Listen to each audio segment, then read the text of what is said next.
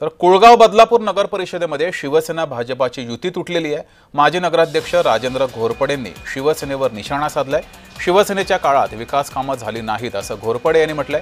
रुचिता राजेंद्र घोरपडे या नगराध्यक्ष पदासाठी भाजपाच्या उमेदवार आहेत। घोरपडे कुटुंबातील 3 सदस्यांना नगरसेवक पदासाठी उमेदवारी ही देण्यात आली आहे। त्यामुळे बदलापूर इथलं वातावरण हे तापलेलं आहे। घोरपडे यांच्यासोबत बातचीत केली आहे आमचे प्रतिनिधी किशोर पगारे यांनी। पाहूया। घोरपडे कुटुंबियाचं जे वर्चस्व या बदलापूरमध्ये आहे, त्यांना बदलापूरची नस माहिती आहे। या शहराशी त्यांचं नातं आहे।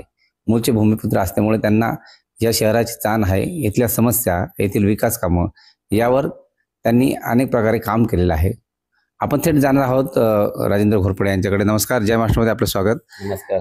काय सांगाल की आज निवडणुकीला उभे राहिलेले आहात? कोरोना काळानंतर जवळजवळ 10 वर्षांनी निवडणूक येऊ घातली।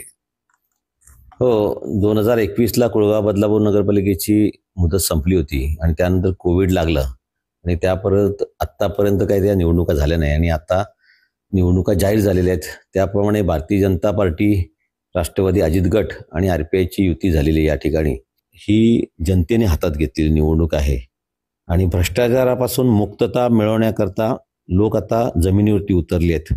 तुम्ही जर माझ्या रविवारच्या आमच्या नगराध्यक्षाच्या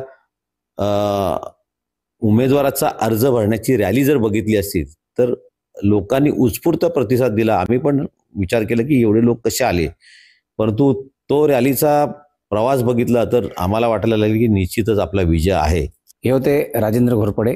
येत्या काळात कशा प्रकारचे यश त्यांना संपादन होईल हे पाहावं लागेल। व्हिडिओ जर्नलिस्ट जान्हवीसह मी किशोर पगारे, जय महाराष्ट्र न्यूज, बदलापूर।